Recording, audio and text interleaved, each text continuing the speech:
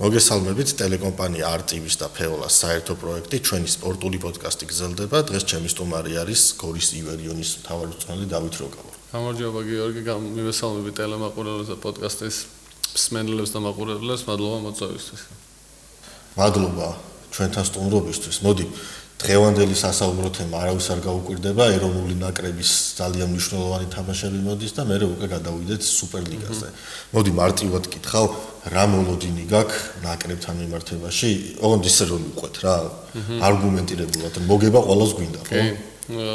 ნუ ყველა მიცის რა მნიშვნელობის თამაში არის ჩვენთვის და არ უნდა გავწყვიტოთ ეს ციკლი ევრობასკეტზე, უკვე მეხუთეჯერ მოგვიწევს გასვლა და რა თქმა უნდა ყველაფერი უნდა გავაკეთოთ ამისთვის, მაგრამ არ არის დანია ის მეტოქე, რომელთანაც შეიძლება იფიქრე, რომ ამ ყველაფერს მარტივად გავაკეთებ და ამის კარგი მაგალითი არის პირველი თამაში, რაც ჰქონდა დანიასთან, წავაგეთ, დავმარცხდით, მაგრამ შემდეგ ფანჯარაზე საკმაოდ კარგად გამოიყურებოდა ნაკრები და ბევრი ცვლილების ბრალით შეიძლება იყოს პირველ რიგში რა თქმა უნდა ლეგიონერი ამერიკელი მოთამაშე კამარ ბალდვინი, რომელიც ძალიან კარგად შეეწყო გუნდს და პირველი თამაშისგან განსხვავებით მეორე თამაში კიდევ უფრო თავდაჯერებული იყო და კიდევ უფრო კარგი პერფორმანსი ჰქონდა.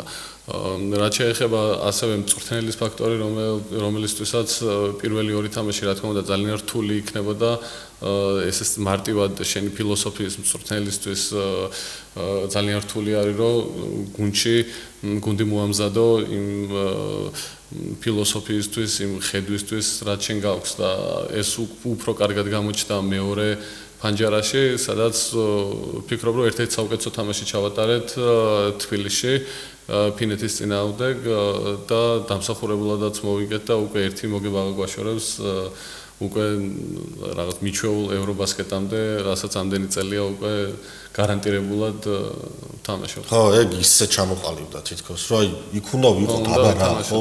თან ამას დაემატა ისიც, რომ სოფლიო ჩემპიონატის საუკეთესო 16 გუნდში მოხვდით. უკვე ამბიცია გიჩნდება, რომ სოფლიო ჩემპიონატის საუკეთესო 16 გუნდში თუ ხარ, რა თქმა უნდა ევროპის ჩემპიონატზე, ევრობასკეტზეც მონაწილეობა უნდა მიიღო.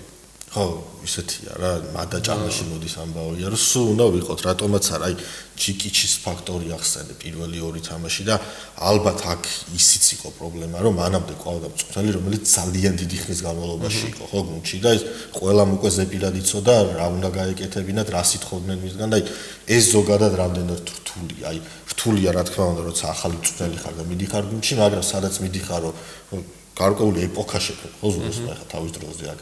ეს ფაქტორი კიდე რას ნიშნავს? კი, არანაკლებ რთული არის მეორე მხარისთვისაც რა, ეს არ ეხება მარტო მოთამაშეებს და ეს ეხება მთლიან საკალათბურთო საზოგადოებას, ვინც ჩართული არის ამ სანაკრებო პროცესში და გულშემატკივარს, იმიტომ რომ როგორია გულშემატკივრის გადმოსახედიდან, რომ ახალი მწვრთნელი მოდის, ორიდან ორ თამაშს აგებს და რაღაცა იმედგაცრუება სავით არის, რომ ამას მიჩვეული არ იყავი, მაგრამ გულშემატკივარს აინტერესებს, რა თქმა უნდა, შედეგი, ბევრი არ ესე დეტალებში ანალიზს არ უკეთებს, უბრალოდ რასაც ხედავს იმ მომენტში და ნორმალურიც არის, არ არის გულშემატკივრის ფუნქცია და ვალდებულება, რომ თამაში გაანალიზოს თუ გამოიცნოს რა ჩანაფიქრი ქონდა მწვრთნელს. ის უბრალოდ სიამოვნებისთვის უყურებს თამაშს და ხედავს, რომ სიტყვაზე თამაში წავაგეთ. და რთული არის თვითონ მოთამაშეებისთვისაც, იმიტომ რომ ზუროსის ფილოსოფია განსხვავდება 100%-ით რადიკალურად განსხვავებული არის ჯიკიჩის ხედვისგან, რაც მე ჩემი თვალით აქ ნანახი უფრო მეტი რა თქმა უნდა ზუროსთან ერთად მოხდა მუშაობა და მინახავს როგორ მუშაობს და მისი ფილოსოფია. ჯიკიშთანაც რამდენიმე ვარჯიში პირველ შეკრებაზე მომიწია ესე ჩემი თვალით მენახა სავარჯიშო პროცესი და თუ ჯიკიშთან უფრო რაღაცა თავისუფალი უფრო მეტი საშუალება გაქვს, შესაძლებლობა გაქვს, ზუროსთან უფრო რაღაცა ჩაკეტილი ესე რომ ვთქვათ, მოქცეულიყავი რაღაცა ჩარჩოებში. ხო, მოქცეულიყავი ჩარჩოებში, ის რა არის რაღაცების გაკეთება, ისიც კონკრეტულად და აუცილებლად არ შეგეძლო და ამიტომ მოთამაშეთვისაც ცოტა რთული არის ეგეთი რაღაც ჩაკეტილი სივრციდან, რომ ძალიან თავისუფლებას გაძლევენ, არ არის მარტივი. და შესაბამისად, ამასაც დრო ჭირდება, არ არის ეს მარტივი არც თვითონ მოთამაშეებისთვის და ვფიქრობ, რომ ეს პროცესი ნელ-ნელა კარგად მიმდინარეობს, იმდენად პროფესიონალები არიან თითეული წევრი ეროვნული ნაკრების უბრალოდ დროის ამბავია და ნებისმიერ თუ პროფესიონალი ხარ ნებისმიერ წელს შეეწყობი და მის ხედვას გაიზიარე. არდა თითქოს გარედან სხვანაირად ჩანს რომ ზუროსი უფრო ესეთ მშვიდი წყნარი რაღაც თავისუფლების მოყვარული ტიპის შტაბეჭდილებას სწავლობს და ეს პირიქით, მაგრამ შენასაწყობი ჩემთვის ჩემი აზრით და არა მარტო ჩემი აზრით პირიქით არის, რომ მე საკალათბურთო იმაზე ხედვაზე ვიძახი, არ ვიძახი მოედნის გარეთ სიტუაცია, არ ვიცი ეგრე კარგად არ ვიცნობ სიტუაცია, მაგრამ რაც ერთი შეხედვით ჩანს საკალათბურთო კომპონენტებზე ვიძახი და სისტემაზე, რომლითაც ერთი თამაშობს ან მეორე. თან ცუდი პერიოდი დაემთხვა, ხო, გარკვეულ წელს, რომ თაობათა ცვლის რა პროცესიც მიმდინარეობს, ხო, ცინცაძე მაგალითად იყო კალათბურთელი, რომელიც რაც ქართული კალათბურთი ესე არსებობს, ცინცაძეს თითქმის არის ნაკრებში და იყო ხო ალბათ ცინცაძის ფაქტორიც ერთ-ერთი დაბრკოლება.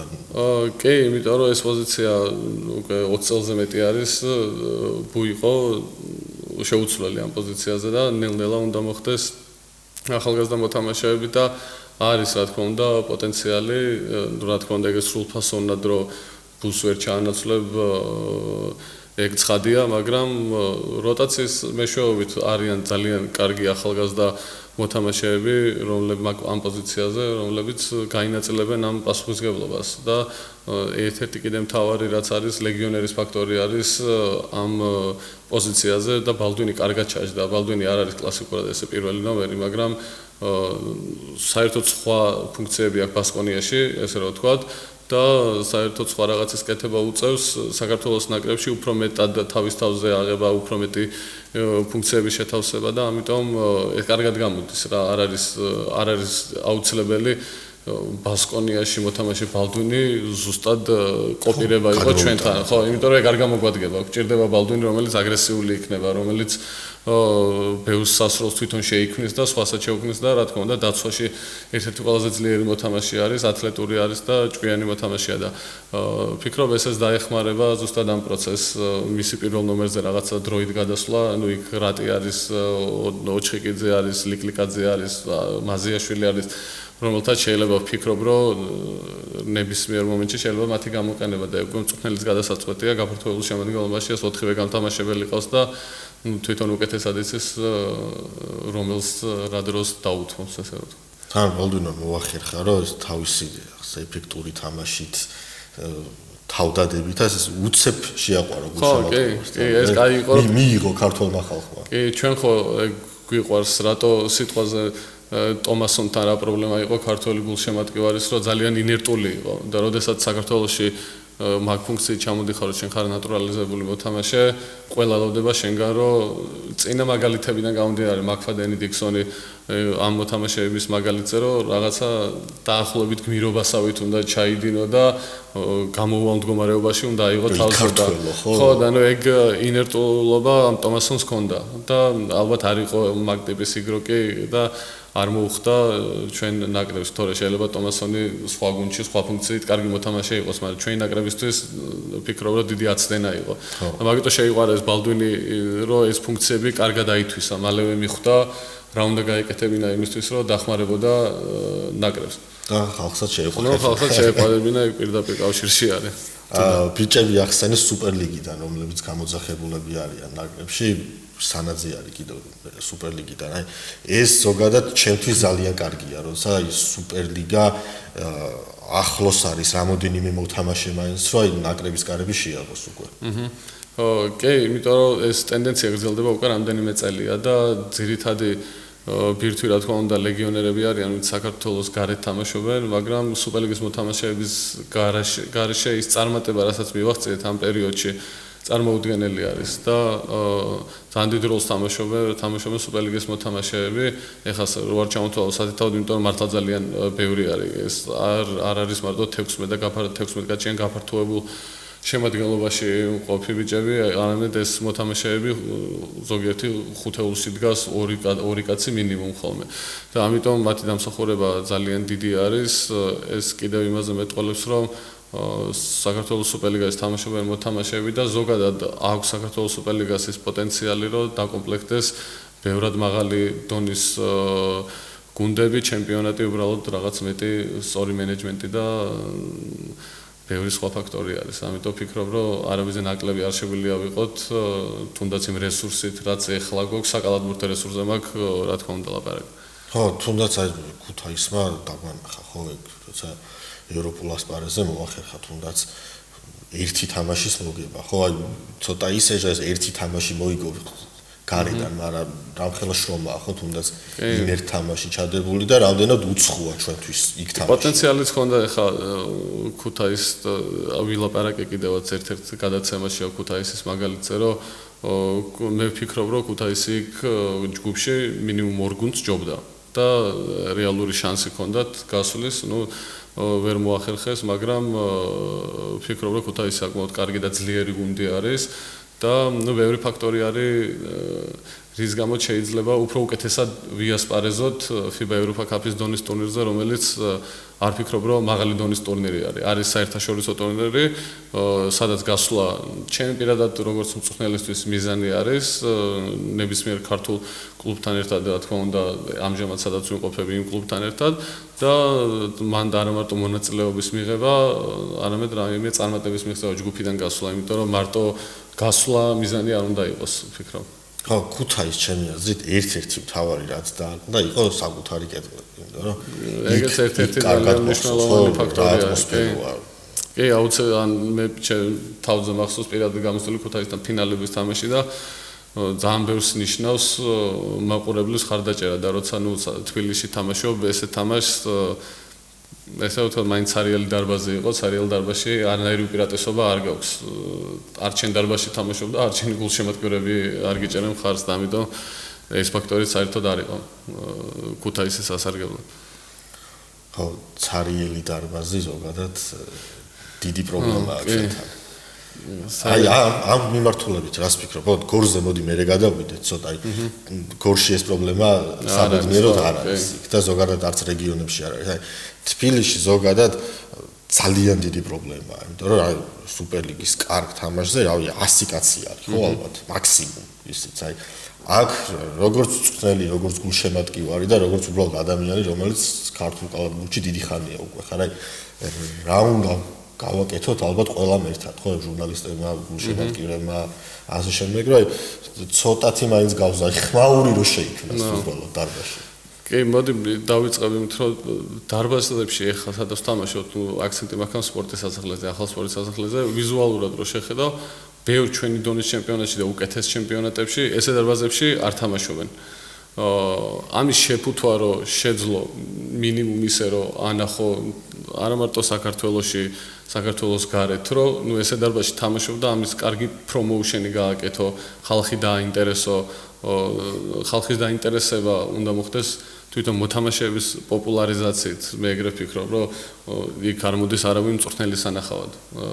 მწვრთნელს არავინ არ ბალეშიკობს, ესე რომ ვთქვათ, მაყურებელი. მოდიან მოთამაშეების სანახავად და საჭიროა მოთამაშეების პოპულარიზაცია. აუცილებელია, რომ მოთამაშეები გახდნენ ესე რომ ვთქვათ, ტიპები ხალხში, რომ მათ სანახავად ხალხი მოდიოს, უცხო ხალხი. და როცა საქართველოს ჩემპიონატის საუკეთესო მოთამაშე არიცის შეიძლება იგივე სფეროს კალათბურთის რომელიღაცა სკოლის ერთ-ერთმა ბავშვმაც იქ დაინტერესებაზე არა კალათბურთელის უკვე ლაპარაკი ზედმეტია. როცა შენ არ ყავს კალათბურთელები, სუპერლიგის წამყვანი მოთამაშეები, არა წამყვანი მოთამაშეები თუნდაც, მაგრამ ძირითადად წამყვანი მოთამაშეები, რომლებიც არიციან საერთოდ არავინ, არც საქართველოს მასშტაბით, როგორ შეიძლება სანათესაოს გარდა და მეგობრების გარდა საყურებლად ვინმე მოვიდეს. ხო, ეგ სანათესაოც მასშტაბურად არ დადის. ხო, მასშტაბურად არ დადის და რომც მოვიდეს მაქსიმუმ 200-300 კაცი იყოს, რომელიც 10000 კაციან დარბაზს ანუ ვერ გავსიჩა რა არც საერთოდ არ გამოჩნდება, სარიელი დარბაზი გამოჩნდება.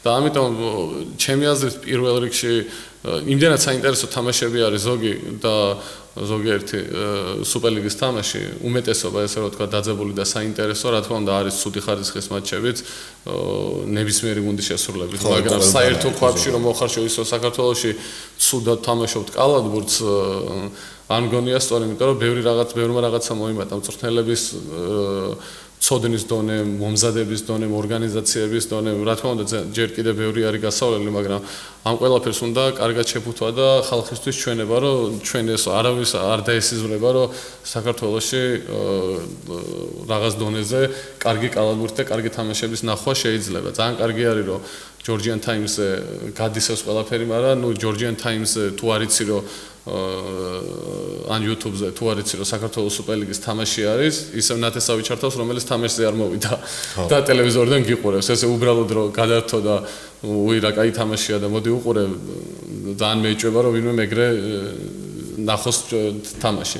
და ამიტომ უნდა მოხდეს პოპულარიზაცია რა, რომ თითეული მოთამაშეები ძირითადად ცნობადობა აიწიოს და მე ვიღაცას გაუჩნდეს სურვილი, რომ მოდი მაზიაშვილის თამაშს უყურე, ჯინჭარაძის თამაშს უყურე, მეგენეიშვილის, რა ვიცი, ლონდარიძეს, ბევრი ვინც არიან.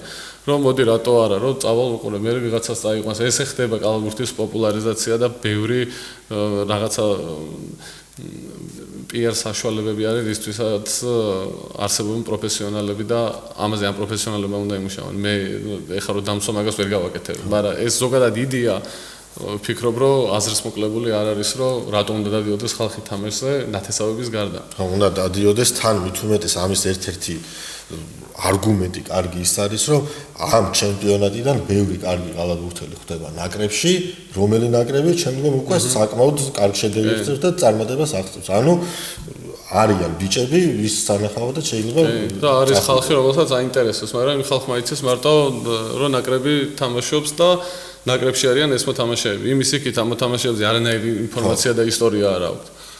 ხო არ ფიქრობ, რომ ეს სადღაც თვითონ კალათბურთის, საკალათბურთო სამყაროს, აი მოთამაშეების პრობლემაც არის, იმიტომ რომ მე მქონია მაგალითად შემთხვევა, რომ მივსულარ ინტერვიუზე, ბლოგებს რო ვაკეთებდით თუნდაც მაშინ, რომ აი მოდი ვისაუბროთ კომენტარი რაღაცა, აი თავიდანებენ მე არავინ ვინმე სხვა ჩაწერე, აი ცოტა ეს პრობლემაც არის, ხო? ცოტა კარგი. ხო და კომპლექსური ის არის, როცა შენ დაგავალდებულებენ თამაშის წინა პრესკონფერენცია, თამაშის შემდეგი პრესკონფერენცია, half-time ინტერვიუ რო გექნება როცა ამის ვალზე შეიძლება სულ პირველად რომ დაიწყო რაღაცა ეგრევე 10000 კაცი არ ნახავს.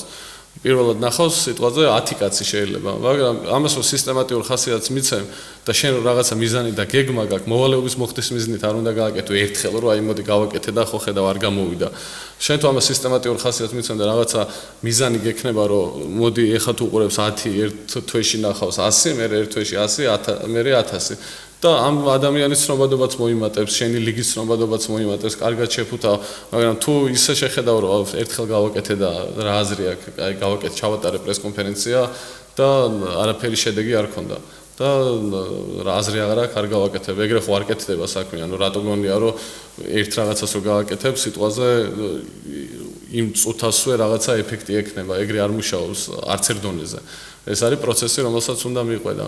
ძალიან რო არ იმას ვქნა, ამ დეტალებში რო არ ჩავიდე, ჩემი აზრით თავარი პრობლემა ეს არის, რომ უნდა შევხედოთ ამ საქმესაც როგორც იმ დონეზე მნიშვნელოვნად, როგორც არის მოედანზე რაც ხდება და ნაკრები, რომ თუ გვინდა რომ ეს ცნობა, თუ გვინდა რომ უბრალოდ ჩატარდეს, რავი, კი ტარდება უკვე მე რამდენი წელია, 15 წელია ტარდება და წლიდან წლამდე მე ვფიქრობ რომ ბევრი არაფერი არ იცვლება რა.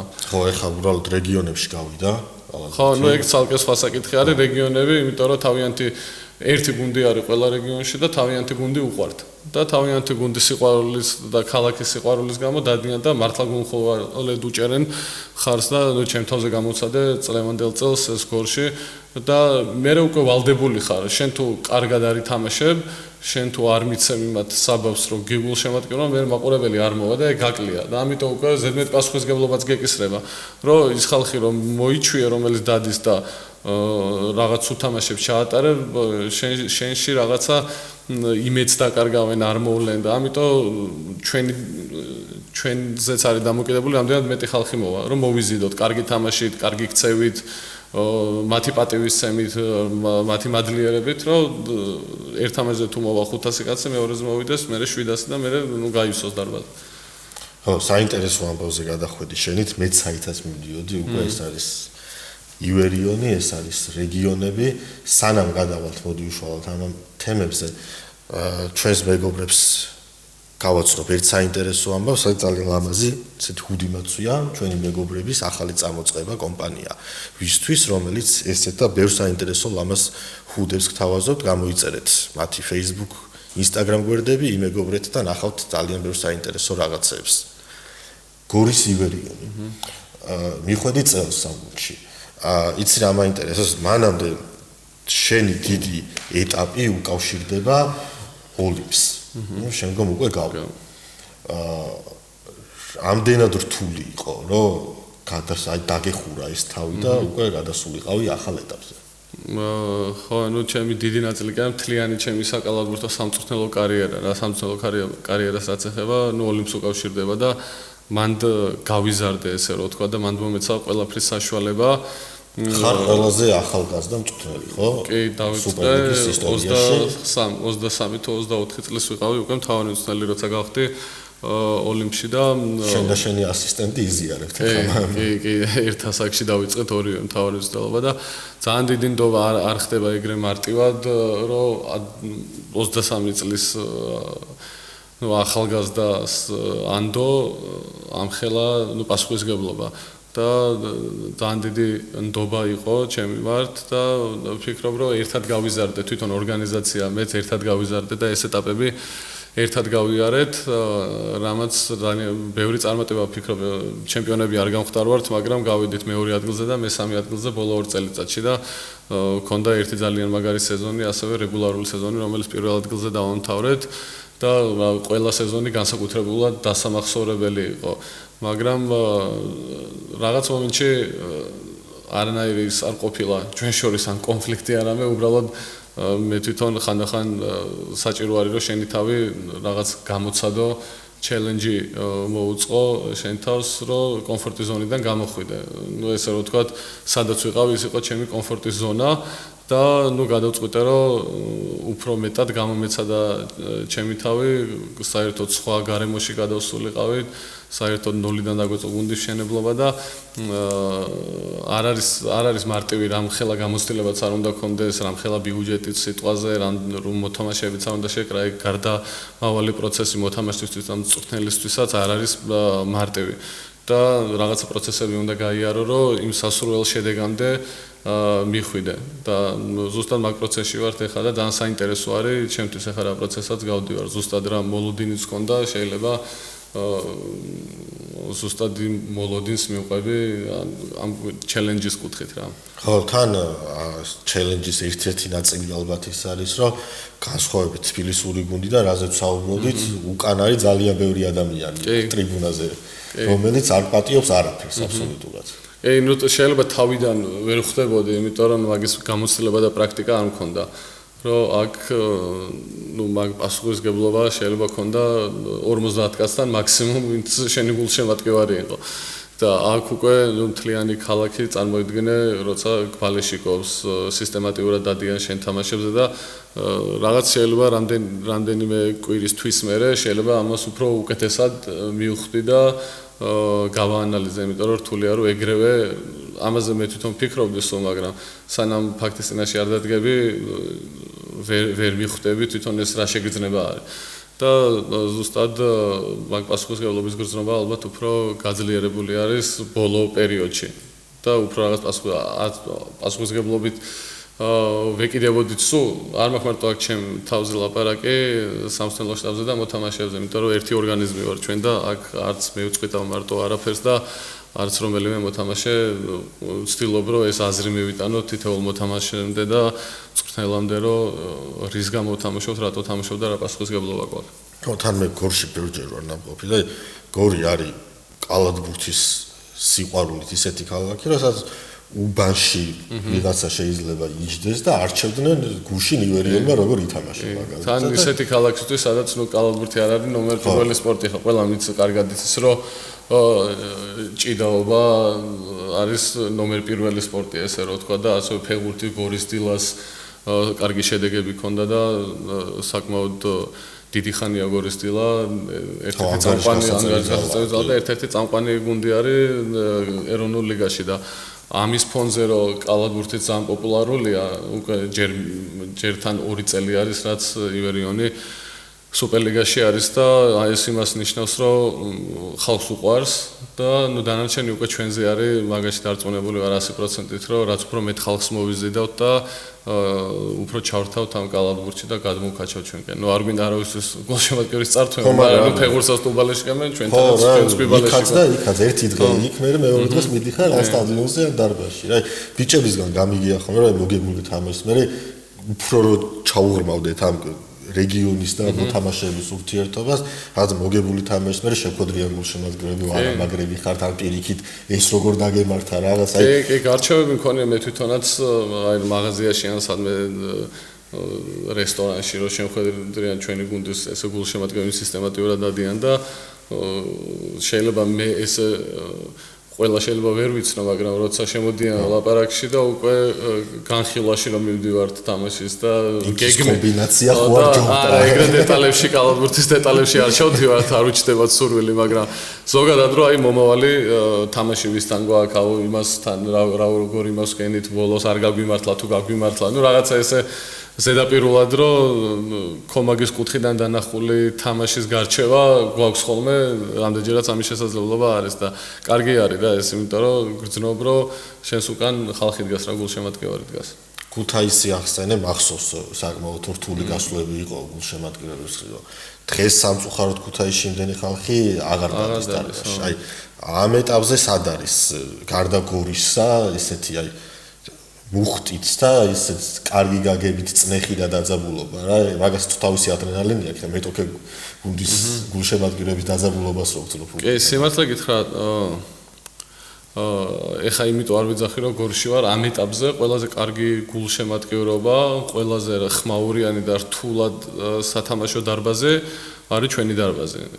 ამას იმიტომ არ ვიძახი, ალბათ შარშანაც ამას ვიტყოდი, იმიტომ რომ ბათუმში გულშემატკივარი თამაშებზე ძალიან ცოტა დადის, ქუთაისშიც ცოტა დადის, მარგვეთი ახალი გადმოსულია და მარგვეთში პატარა დარბაზი არის დასაჯდომების კუთხით და ხო, და ნუ მაინც მარგვეთშიც დადის ხალხი და გულშემატკივრობა რა თქმა უნდა აქვთ კიდევ რა გუნდები არის რეგიონი ტყიბულშიც კარგი გულშემატკივრობა არის შარშენდელი პლეიოფი ამრასთან ერთად ამ გაუსთან ერთად რო ვითამაშეთ იყო მაშინაც ბლომა დადიოდა ხალხი მაგრამ ამ ეტაპზე ვფიქრობ რომ აი იმ გადმოსახედიდან რასაც ჩვენ მეუბნები აი მაშინ რო ქუთაისი იყო ან რუსთავი ხო ან რუსთავი რო იყო იმ ძველ დარბაზში სადაც ნუ დისკომფორტი გაქვს რა თამაშის ჩემი აზრით ეხლა ეგეთი დისკომფორტი არის ადგილი ჩვენთან სადაც შეიძლება ნუ ვინმეს დისკომფორტი შეექმნას მაყურებლისგან გუნდში მუშაობ შენ ძმასთან ერთად შენი ძმა მოთამაშეა აი ეგ ამბავი მომიყევი როგორია აი თავარი მწუთნელი რო ხარ და შენი ძმა რო პარკეტზე აი ხო ნუ თან ეს გამოცდილება ქონია აქამდე უკვე კი ოღონდ როგორც ასისტენტს ისე მქონდა ამის გამოცდილება და არ ვიცი განსაკუთრებული სიმართლე გითხრა არაფერი არ არის რეზოს როგორც უყურებ როგორც ჩოლებრივად ერთ-ერთ გუნდის მოთამაშეს მოედნის გარეთ თითოეულ მოთამაშესთან იმდენად ახლოს რა თქმა უნდა რეზოსთან ნათესაური კავშირი მაქვს მოედნის გარეთ, მაგრამ შეიძლება მოედნის გარეთ უფრო მეტ დროს ვატარებდე ეხლა იმ მოთამაშეებთან, რომლებიც გუნდში არიან, ქართველებთან და ლეგიონერებთანაც რა. რა თქმა უნდა, რეზო არის ჩვეულებრივად ერთ-ერთი გუნდის წევრი.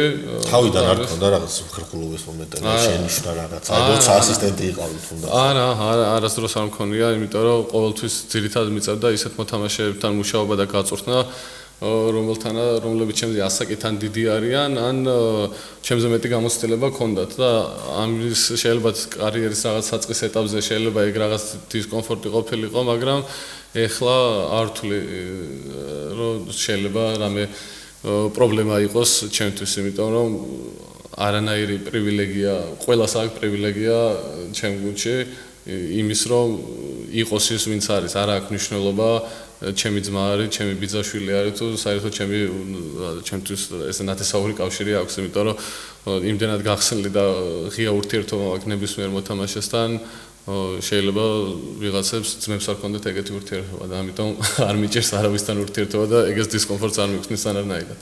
შვენიერი.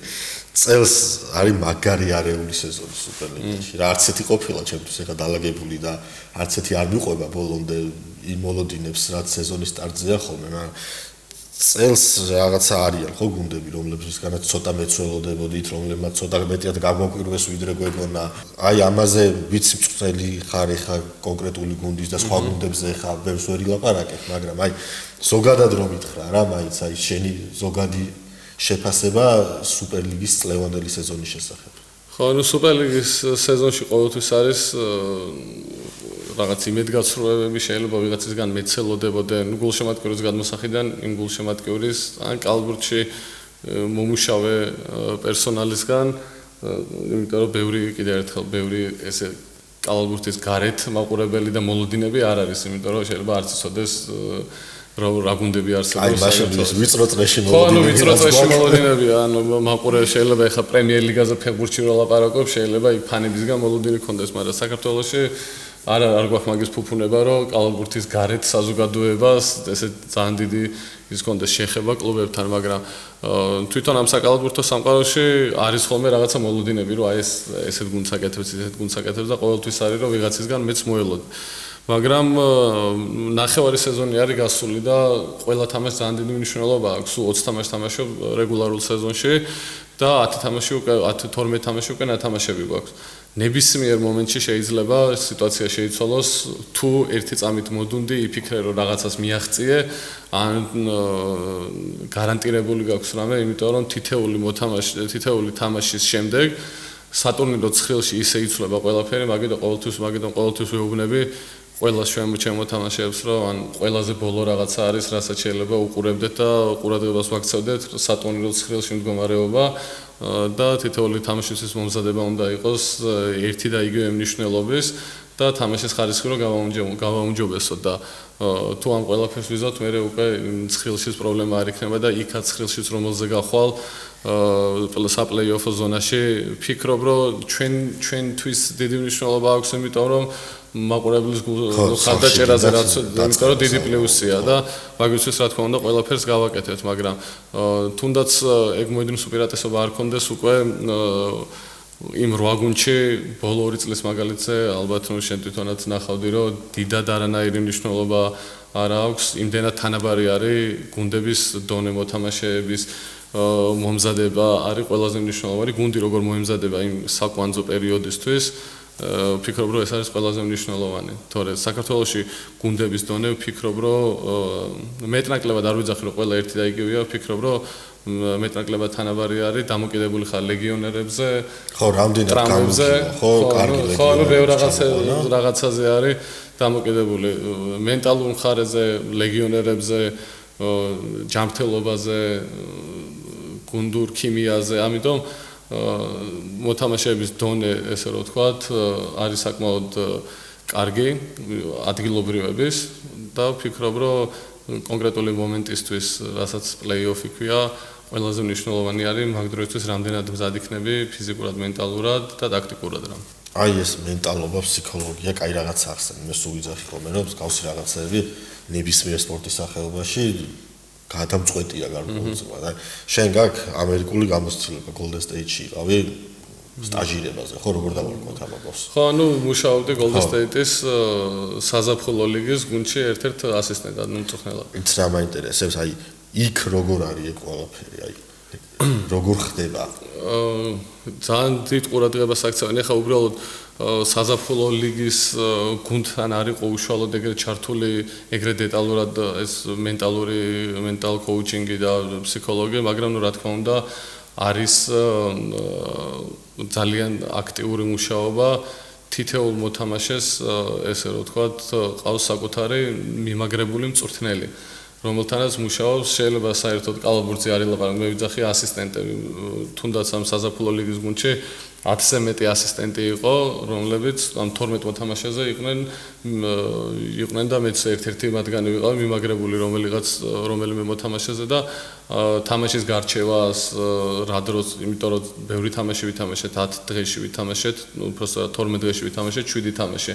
და ამ 7 თამაშის განხილვას ვერ გააკეთებ ესე დეტალურად ყოველდღე და ამიტომ თითოეულ მწვრთნელს ჰქონდა რაღაცა ფუნქცია, რომ მოთამაშეებთან გაგვევლო რაღაცა ნაწილები, რასაც თავარი უცვლელი მოითხოვდა და ამის ხარჯზე ხდება მოთამაშეებთან კომუნიკაცია, იმას თუ რაღაცა თავისი აზრი აქვს შენ გეტყვის და ასისტენტების მეშვეობით, ამ შემთხვევაში ვიძახით, თორე ისე ყველა გუნდს ყავს, mental coach-ი, ფსიქოლოგი, რომელიც ვფიქრობ, რომ კალათბურთს ფიზიკურ და ტაქტიკურ მომზადებაზე ბევრად მნიშვნელოვანი არის მენტალური მომზადება, ჩემი აზრით, იმიტომ რომ თუ მენტალურად მოთამაშე გუნდი მწვრთნელი არ არის მზად, მნიშვნელობა არ აქვს ფიზიკურად რამდენად მზად არის ან ტაქტიკურად. თუ მენტალურად ტვინით არ ხარ იქ, სადაც უნდა იყო, აზრი ეკარგება საერთოდ ყველაფერს, ამიტომ რაღაც მომენტში ამაშიც ძალიან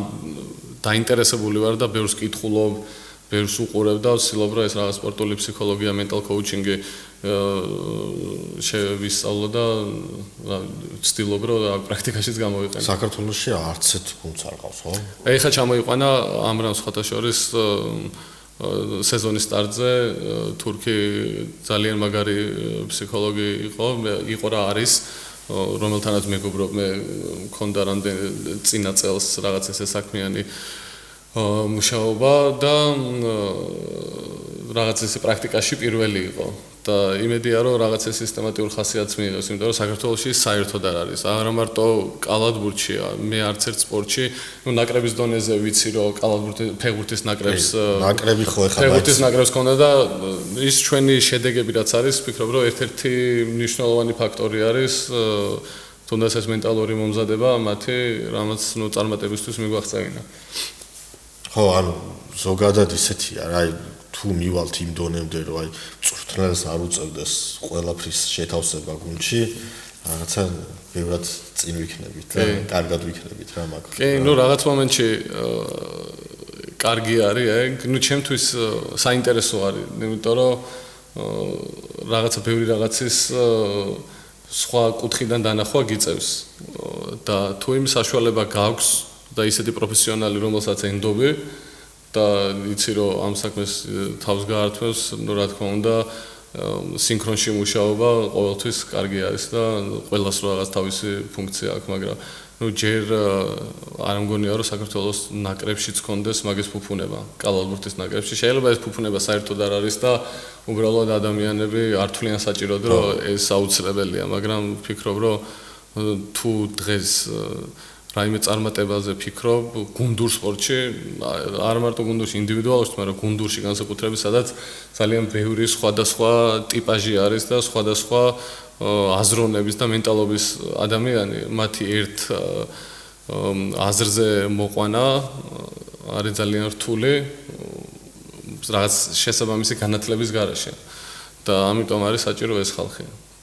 თორე შეიძლება ყველა ვიძახდეთ რომ ეს საქმე ვიცი და რა თქმა ფსიქოლოგიას მე გავაკეთებ, მაგრამ ყველაფერს ვერ აკეთებ. ფსიქოლოგი რომ მოვიდეს და რა თქმა ტრენერი რომ კოუჩი რომ მეც გავაკეთებ ამას, იგივე არის, იმიტომ რომ საერთოდ სხვადასხვა სფერო არის. შეიძლება რაღაცა პატარა განათლება მიიღო ამაში და გამოიყენო შენ საქმეში, მაგრამ სრულად ამას ვერ შეძლებ რა, ჩემი აზრით. შემდეგი თამაში გაქვთ? მარგვეთი. და ამით დაიწყება უკვე დასკვნითი ეტაპი. ხო, კი, უკვე მეტი პაუზა აღარ არის და მარგვეთთან კარგი თან გასვლა ხო? კი, მარგვეთთან გასვლა გვაქვს, დიდი ხანი პაუზა ქონდა, 20 დღიანი პაუზა ქონდა და უკვე აქტიურად დავიწყეთ მზადება მარგვეთთან მატჩისთვის. ყველა თამაშს როგორც გითხარი, ძალიან გადაწყვეტი მნიშვნელობა აქვს. ნებისმიერი მოგები და წაგები თან შეიძლება ზემოთ ხილი ზემოთ ახვიდე, რაც მე პლეი-ოფისთვის რაღაც ბონუსებს მოგცემს, ან შეიძლება ქვემოთ ჩამოხვიდე და უფრო გაირთულო სიტუაცია. ამიტომ თითოეული თამაშისთვის ვემზადებით, როგორც ფინალისტვის და გავაუმჯობესოთ ჩვენი თამაშის ხარისხი და რა თქმა უნდა შედეგი კაი რეზულტატი ვაჩვენო. გააქვთ რამე ისეთი აი კონკრეტული სეზონის მიზანი, რომ აი ამას თუ ვიზამთ, სეზონი არის წარმატებული. ხო, ეგ ჩემ თავთან მაქვს რაღაცები, რაც არ მიყვარს რომ გავაჟღერო რა. ეგეთი მიზნები ჩემ თავთან მაქვს, რაც მაგაზე მეტად мотиваციას ვერაფერი ვერ მომცემს, რაც ჩემ თავთან დადებულ რაღაცა მიზანს მივყვები. ამიტომ არ მიყვარს რაღაცების გაჟღერება, მაგრამ აი სეზონის ბოლოს მაშინ რომ მოგიწევთ გამართლა თუ არა. და დანარჩენ კიდე ერთხელ რო გითხარი ამ ადგილების კუთხით, არ მიყვარს საერთოდ ამაზე ლაპარაკი, მაგრამ ხანდახან აუცილებელი არის, რომ თუნდაც იმ რაღაცა მიზნებისთვის პლეი-ოფში შეხვიდე. და რომელ ადგილზე შეხვალ და უკვე რამდენს თამაშს მოიგებ, ამაზე ლაპარაკი არ მიმაჩნია სერიოზულად. არა ყველაზე არასერიოზული ლაპარაკი არის მწვრთნელის მხრიდან, ჩემი აზრით, მაგრამ რა თქმა უნდა, მარტივი მისახვედრი არ არის იმ გუნდით, იმ შემადგენლობით, რაც ჩვენ ყავს, რომ რა მიზნებისთვის შეიძლება ვიბრძოლოთ. გისურვებ წარმატებას ამ ყველაფერში. დღეისთვის დაგემშვიდობები. მადლობას გიხდით მაყურებლებო ყურადღებისთვის. დროებით დაგემშვიდობები, წარმატებებს გისურვებ და უკვე სეზონის ბოლოს გამანდო აუცილებლად გამოვიდა. კი ბატონო, მადლობა მოწვევისთვის, საინტერესო გამოგვივიდა ლაპარაკი პოდკასტი და იმედია შევხვდებით მიზნებით ასრულებული, რაც ჩემ თვალთან მაქვს ჩაფიქრებული. აბა დროებით. კარგად.